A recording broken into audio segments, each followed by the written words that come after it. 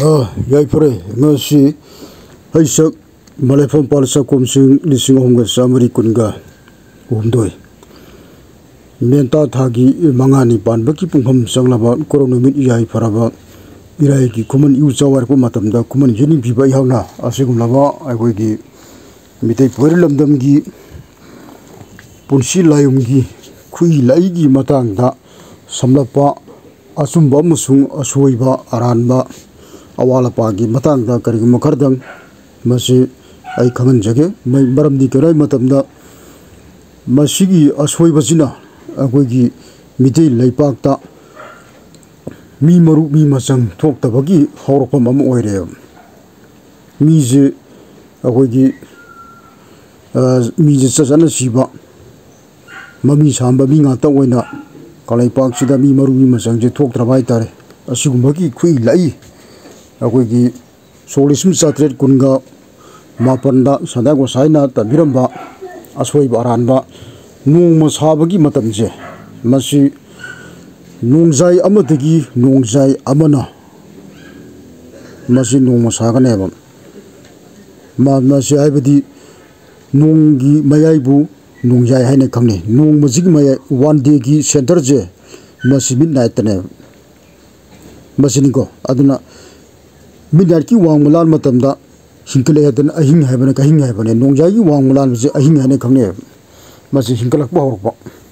masiniko ana no di amamba yai di anganba amamangan anina pulaga masin no masai nimithopom de nimithopom de no masaba nate masiniko mayam na khamgi dabamna from sunrise to sunrise 1 day is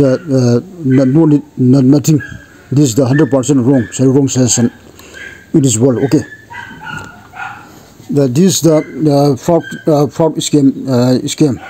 Unnecessary embarrass one day. Okay. Ana say the masi 1 day sahaba is kaman sagate ki hai matamda nimit thokpa adagi nimit thokpam do nong masabanati no amamba tangkhai anganba tangkhai nong masai nongjai amadagi nongjai amaje masi nong masai siniko nomagi mai bu nongjai adna akoi phanda Pung train thoida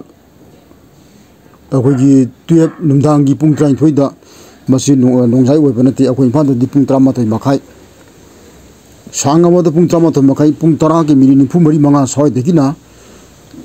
pung 13 makhai boki manungsida nongjai wegane masi hoto ga koina sabchaba nimit mitugi tarik sesat tang dugi matam tha dugi matungina koina hoto ga khabungame masini ko anu soida Basi akoi phanda kalai pakta kala nola yang akoi pungane khangna base masajida noma sarakpa basi akoi gi malem gi oiba thakta ladong sana mahina kaudringi matamda ladong sana mai kaudringi matamda singo sibu kona malem lai sem nong sem koru malem sem ngai matamdagi masi madagi ek loirakpa poyangko ki madagi sagrabne siniko anu soida Masi ai ba wonti masi mayek haibani mayek haiba mayek haiba manek haiba mayek masi iyek haibani masi ai ba nate laring thong sana mi singo sim haibani sanging khudam sangdam je khudakta kana da pangthok ba yai sumi sumde je masiniko aru saida masi nomo sabagi matang ji mayamna sabam na ba sung awara pasway ngam awar akoigi masi ngau budagi solsim satret kunga mapanda Nintim Pamaiba Sandago Saiga Tanaraga, Aku Mitaleva Kimang Naval Puyakia, my Tadopadi, Puyada, Haibu Puyadiki Mamichi, Akwegi Kumpalon Haiba Puya, Kumpabaki Lon, Kumpalon Haibu Puyazi, my Tadoki Padigi Masi, Ngaldana, Bengal Digi, Matomam Kangdava, Mani Mamang Onava, Akwegi Puran Karapusalaga, Tokibadi Aqueleva, the Mangtarap, Masiniko. And I say that no one Sabasi. Nongzai matagi nongzai ma amama tangkai angama tangkai nongma sai sida ju ngarang nan da ju ama mung thadu kore sida ja amung tore sida to sida 8 by 9 hare sida namuk to 8 by 9 tang nipan ga mafan ga da ma hari ba mi je poe hari sai satche tang je mi ma da tang ani ji kalaga kamai po ko durno sin ana sin mi ma da tang ani kamai po chor adana sai da numit ani leba ya de mi ma da po tu ji no mo da po pa no mo da ji ba sin ko no mo da po ko dam ne mi ji numit ani ji kamai po ko durno ana sai da hari ba masigi mi ji na bo ji tang nipan mapan tha taret July ki solisim samapan mawdra ga ni thoi ing mitai thajat ingen thagi mapan tara siniko anu sei da man poje dang punga maga mini trawa hayo punga maga mini trawa da po ne mase nongchai matung niko mase iriba pursila iriba mi bu maming man muk thade mase akoi gi mitibu mitamban na koi gi kanone karimta haiba khangba nate mase aranba mathong mon khangdama paide samma poni mase kaibrom nai matamda mite lebakta iriba pusi layum malemi thakte iriba wolgi wona jumba hum khudi mukto werbazu nongmagi wangma pung train thoigi natraga trama thoi makhai si hek wang lan matamda mamagi matam akoigi lam dugi matungina nongjai ji hoto kane ado akoi bandadi nongjai ji pung trama thoi pung tara ga mini pung mari manga dagi pung tara ga ma thoi ga makhai da nongjai ji loire masi nongjai seng mane masi gi wangmai lan gragati asongi ni logone pung tain thoi da nongjai nate mi thana pale gi mite lebak ta pung tain thoi da nongjai leke pung tain thoi da nongjai haiba pose mi thana pale gi leke khudam changdem je haymak hujimak adum hayeng adum yengba yai siliko aro seda masi mayamna sinari ba gari gi potu da lauraga khudang gari da kaida lauraga tawri potu di sumusum chana bagi malengi oiba thakta maya center jina 0 digi 12 o'clock je message da akona nongjai ne lauraga tawgi bai wari ne mayam gi oiba pone mado isa gi lamgi isa gi lakai khun akoi district state country gi matungi na makan je nongjai je khaitu e sibu yongna khangadam ne aro seida aru hariba nupa si numidangi basi nongjai matung punga maga mini trawa da pokpane ba jibja ga senu miki ana hariba angang je sagonjen oirane masigi miji ko masi angang natre sei kunthra mari manga surba mini masigi jangmen pakhang masa ju sahi ma si churi je sei kunthom de kunthra mari surba mini ana seida masi hariba nupa si jumja kaisa po edana lere mise masigi angang jiju masigi nupa masa jiju mange maramdi magi ipan ji numit sudring de sojan gare sagonjen mi te pokone ba mai ipan magi ipan je sagonjen de podi sagonjen irai thangja numai jing thoga ba leibak pokon mi te ipan songada bada ni de kwa bar mi te sojan gare ba siniko smai tokdana agoi gi mi te bollam damda mi je sum mangdarak ba mi je sum mangdarak ba pokpagi numit se kai numit te poi haiba je masana khangdramina akoigi adum kai numit ta masaki poi ba numit se gonmak lal lamnina akoigi adum sanga samra ngamrak ta dum leheba sine kai torpa mitele bak je sum lekha tarakpa mi mor mi masang je throk ta bai tar siniko isa gi popu numit se sumna khangna bugi damakta nongjai matung amasung nongaram da de popa mi khudemuk sing mitei lebak ki oina pusi layum jingdo loinamuk sumthokpiu masi mi maru mi masang thorok nabagi akoi gi khongthang chapchaba asengba muju oiba thabangni masi na tadaradi hariba akoi gi mitei lebak ta lariba namupong taibang mi haidana mi lariba nupi angang ahan ha ek lariba mi khudemuk singji isa gi pokpagi matam jingdo loinamuk jengbiro check tokthokpiu check tawro matungda nongjai matung hek wermaba nongjai amasung wermaba adu etardi pusi laim kuthi loi lalabane 100% sama lalaba pusi laim kuthi ngantene pusi laim kuthi du lan bai badi isa gi nasana sagi pokpagi nimito jumja ka sa oisalido sagonjen wegata bada jumja ka sene lauksalamina akoigi karigama thabak thoram amata mai paroi loinana amasung akoigi longbugi nimit pibada asoingam asiana ba thokpa kotpa pusi sangdaba lokha pakha yam takanba sugma mayam jingji loinama thueb mase kanana namba thol ge matamda panji seklen jing loi thole asomda nungsublonggi porta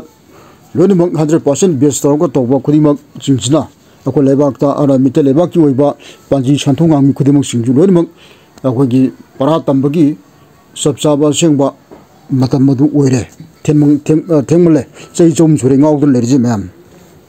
chinigo masi aina banate lanthong sana mai gi yathangi matungina haijarapani aina pau tamjabani hiongosida hariba mije masi ai wonda itona pirame adu itokoi ji yongosi ai haijarake masi asing ꯍꯧꯖꯤꯛ ꯃꯇꯝꯒꯤ ꯃꯤꯅ ꯏꯕ ꯃꯇꯝꯗꯗꯤ ꯃꯁꯤꯒꯤ ꯈꯨꯏꯁꯤ ꯃꯁꯤꯗ ꯍꯧꯖꯤꯛ ꯑꯩꯅ ꯁꯤꯂꯔꯦ ꯍꯥꯏꯔꯤꯕ ꯅꯨꯄꯥꯁꯤ ꯁꯤꯗꯩꯁꯤꯗ ꯃꯤ ꯃꯃꯤꯡ ꯂꯧꯔꯤꯕ ꯃꯃꯤꯡ ꯈꯨꯂꯧꯁꯤ ꯕꯦꯡꯒꯣꯂꯤꯒꯤ ꯀꯣꯈꯣ ꯒꯣꯒꯣꯡꯒꯤ ꯄꯣꯔꯠꯇ ꯑꯩꯈꯣꯏꯒꯤ ꯃꯗꯣꯝꯗ ꯊꯋꯥꯟꯃꯤꯆꯥꯛꯀꯤ ꯃꯈꯣꯡꯗ ꯀꯩꯗ ꯇꯧꯔꯦꯔꯒ ꯂꯧꯔꯛꯄ ꯅꯠꯇꯦ ꯃꯤꯇꯩꯒꯤ ꯑꯩꯈꯣꯏꯒꯤ ꯑꯗꯨꯒꯨꯝꯕ ꯆꯞ ꯆꯥꯕ ꯁꯦ ꯄꯥꯜꯁꯥ ꯀꯨꯝꯁꯤꯡ ꯊꯥꯔꯤꯁꯤꯅꯤꯀꯣ ꯁꯤꯗ ꯄꯥꯜꯁꯥ ꯀꯨꯝꯁꯤꯡ 1990 ꯍꯥꯏꯔꯤꯕ ꯃꯤꯁꯦ ꯄꯥꯜꯁꯥ ꯀꯨꯝꯁꯤꯡ ꯊꯥꯔꯤꯁꯤꯅꯤ ꯃꯁꯤ ꯄꯥꯜꯁꯥ ꯀꯨꯝꯁꯤꯡꯒꯤ ꯃꯇꯨꯡ ꯏꯟꯅ ꯂꯧꯔꯛꯄ ꯑꯗꯨꯒꯨꯝꯕ ꯑꯩꯈꯣꯏꯒꯤ ꯈꯨꯏ ꯄꯊꯥꯝꯅꯤ ꯃꯃꯤꯡꯁꯤꯡꯁꯦ ꯄꯊꯥ ꯍꯥꯏꯔꯤꯁꯤꯡꯁꯦ ꯄꯥ ꯊꯤꯖꯟꯕ ꯊꯥ ꯃꯥꯟꯅꯕ ꯈꯨꯗꯝ ꯄꯊꯥ ꯍꯥꯏꯔꯤꯁꯤ ꯃꯁꯤ ꯍꯧꯖꯤꯛ ꯃꯇꯝꯒꯤ ꯏꯔꯤꯕ ꯄꯨꯟꯁꯤ ꯂꯥꯏꯔꯤꯛ ꯏꯕꯒꯤ ꯄꯥꯏꯔꯤꯕ ꯂꯥꯏꯔꯤꯛꯁꯤꯡꯗꯨꯒ ꯃꯥꯟꯅꯕ ꯅꯠꯇꯦ ꯑꯗꯨꯝꯕ ꯁꯦꯝꯖꯤꯟ ꯁꯥꯖꯤꯟꯕ ꯑꯩꯈꯣꯏꯒꯤ ꯌꯧꯕ ꯊꯕꯛ ꯅꯠꯇꯦ ꯃꯗꯨꯒꯤ ꯄꯣꯠꯇꯨꯗꯤ 100% ꯒꯤ ꯄꯣꯠ ꯅꯠꯇꯦ ꯀꯣꯈꯣ ꯒꯣꯒꯣꯡꯗ ꯃꯌꯥꯡꯒꯤ ꯀꯩꯅꯣꯗ ꯆꯠꯄ ꯊꯕꯛ ꯅꯠꯇꯦ ꯁꯤꯗꯤ ꯃꯤꯇꯩ ꯏꯄꯥ ꯏꯄꯨꯒꯤ ꯆꯞ ꯆꯥꯕ ꯂꯥꯏꯌꯥꯡꯊꯛꯇꯒꯤ ꯂꯥꯛꯄ ꯑꯩꯈꯣꯏꯒꯤ ꯏꯄꯨ ꯑꯇꯧꯕ ꯄꯥꯈꯪꯕꯗ ꯃꯄꯥ ꯁꯂꯥꯏꯔꯦꯟ ꯁꯤꯗꯕꯅ ꯇꯝꯕꯤꯔꯝꯕ ꯑꯗꯨꯒꯨꯝꯕꯒꯤ ꯀꯥꯂꯝꯗ ꯏꯖꯔꯛꯄꯅꯤ ꯃꯁꯤꯅꯤꯀꯣ ꯄꯊꯥ ꯍꯥꯏꯔꯤꯁꯤ ꯃꯁꯤ ꯀꯅꯥꯒꯨꯝꯕ ꯃꯤ ꯑꯃꯅ ꯃꯤꯇꯩ ꯄꯨꯋꯥꯔꯤ ꯂꯝꯗꯝꯗ ꯃꯥꯂꯩ ꯄ꯭ꯔꯤꯊꯤꯕꯤꯗ ꯂꯩꯕ ꯃꯤ ꯑꯃꯅ ꯍꯧꯖꯤꯛꯀꯤ ꯃꯇꯝꯗ ꯍꯥꯏꯔꯤꯕ ꯁꯤꯒꯤ ꯃꯃꯤꯡꯒꯤ ꯃꯀꯣꯛ ꯑꯍꯧꯕꯒꯤ ꯄꯨꯟꯁꯤ ꯂꯥꯏꯌꯨꯝꯒꯤ ꯍꯥꯏꯗꯤ ꯀꯨꯊꯤꯒꯤ ꯃꯀꯣꯛ ꯑꯍꯧꯕ ꯊꯋꯥꯟꯃꯤꯆꯥꯛꯀꯤ ꯍꯧꯕ ꯈꯣꯠꯄ ꯀꯥꯏꯅ ꯍꯥꯏꯅꯔꯤꯗꯣ ꯁꯤꯒꯤ ꯄꯣꯠꯁꯤꯗꯤ ꯀꯅꯥꯝꯇꯅ ꯑꯩꯈꯣꯏꯒꯤ ꯄꯨꯊꯣꯛꯅꯗ꯭ꯔꯤꯕ ꯍꯩꯇꯕ ꯈꯪꯗꯕ ꯉꯥꯛꯇꯅꯦꯕ ꯁꯤꯗꯤꯀꯣ ꯑꯗꯨꯉꯩ ꯑꯩꯈꯣꯏꯒꯤ ꯀꯩꯅꯣꯅ ꯀꯪꯂꯥ ꯃꯥꯏꯍꯧꯕ ꯀꯣꯅꯣꯛ ꯊꯦꯡꯀꯨꯅꯥꯅ ꯇꯧꯔꯝꯕ ꯄꯣꯠꯇꯨꯅꯤꯀꯣ ꯁꯤꯅꯤ ꯂꯣꯏꯅꯃꯛ ꯆꯞ ꯆꯥꯕ ꯑꯁꯦꯡꯕ ꯑꯩꯈꯣꯏꯒꯤ EAP 53ꯒꯤ ꯃꯇꯨꯡ ꯏꯟꯅ ꯂꯥꯛꯀꯗꯕꯅꯤ ꯃꯁꯤ ꯁꯤ ꯂꯩꯔꯦ 또 하리바 제 발사 꼼싱 세세슬레레 아육 싱카이 훈바 마탐 뿡 아마가 아고기 나훔 트라우마 AM 또 뿡 아마가 나훔 트라우마다 뿡 아마가 미니 트라우마다 보에 아로시다 시기 아고기 폭폭이 뿡제 시대 이리 포세 솜다 거의 포토가 담바 마탐다 마세지다 아고이나 이리바 포시디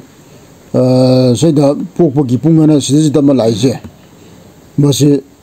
뿡홈부 뿡홈부머리 아무송 뿡홈부기 랑 마탐다 뿡 니빠는게 미니 트라이 트웨니 이리지 우식 마탐기 아고기 마양기 귀데 이 락따르가디 시 폭폭이 뿡제 시 라카네 바서라우나 장카이 마토 시 아고이 마시 시 라카네 시리고 마시 시기 부이지 야바나티 마시기 구이시디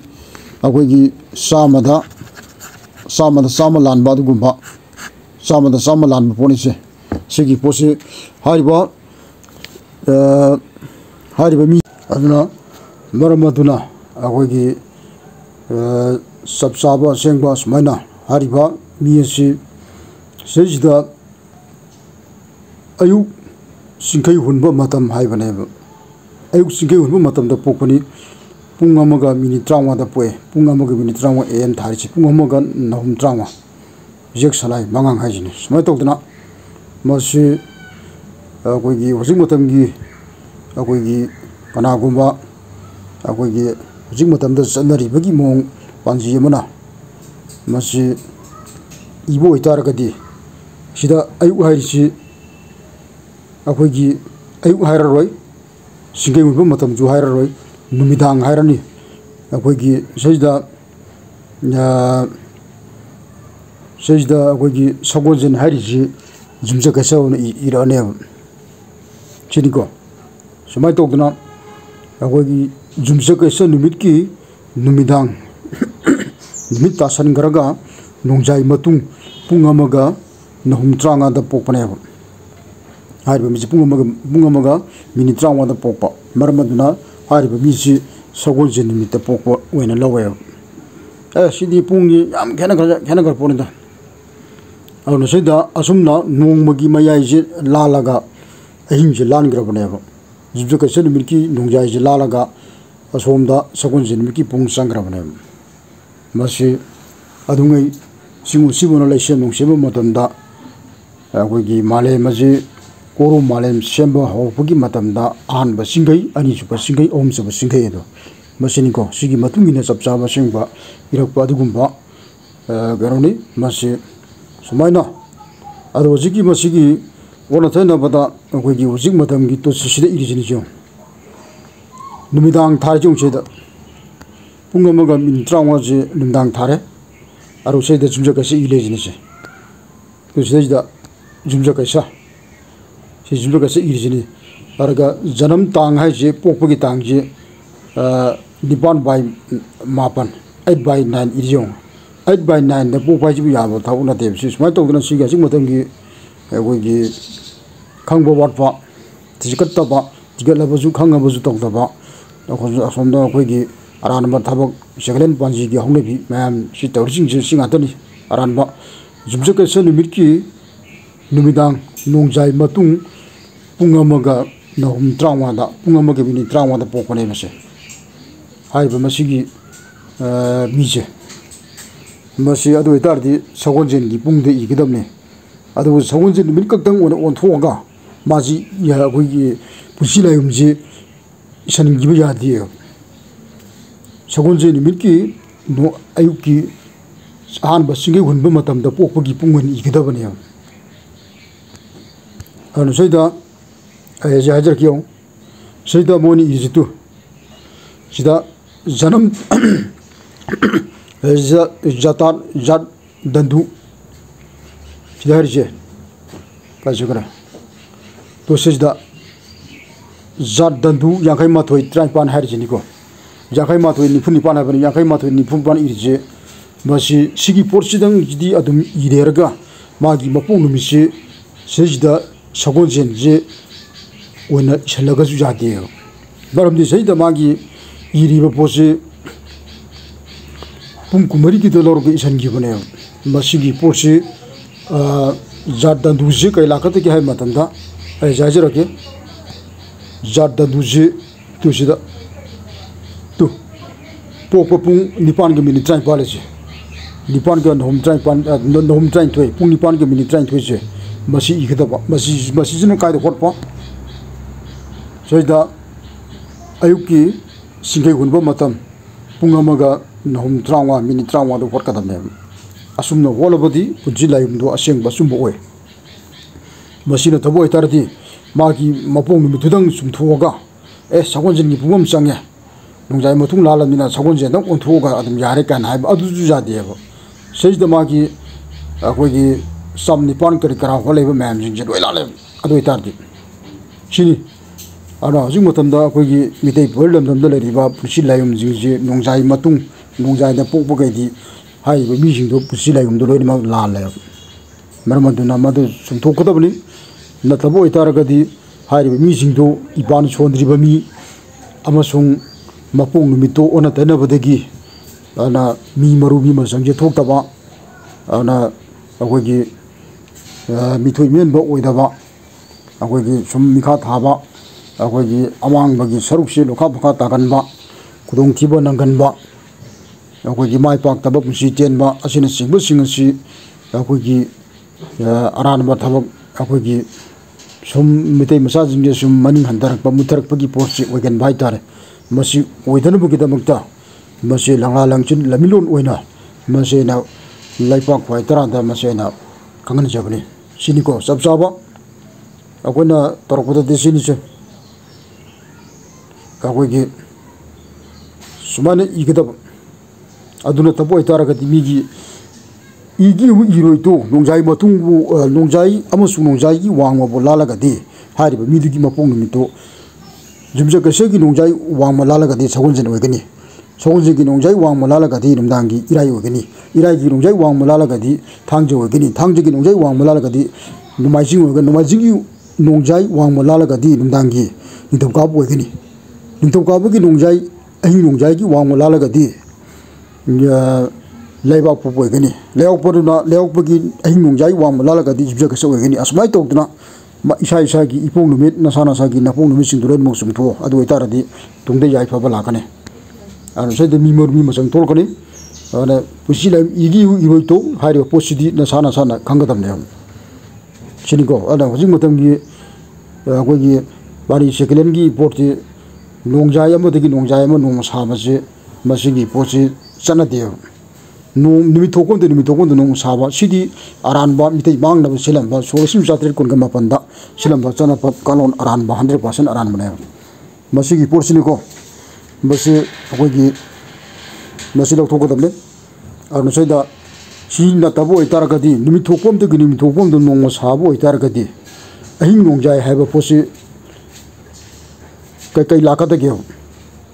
नोंमुगी मयाजिबो नान हाय हायरकद्राबो नुमित थोकोम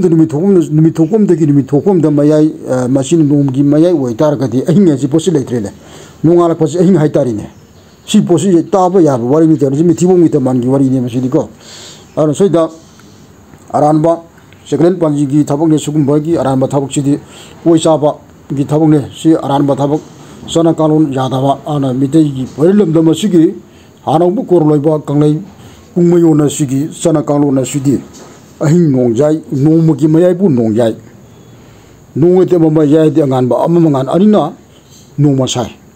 अदुना मोइरांगी अमुदो नोंजाय खंबदो नोंमुगी मयाइ दे पुएदना मपा पुरेबना नोंजाय खंबा अन थोलिमिने सिनिको याइ फरे सिनी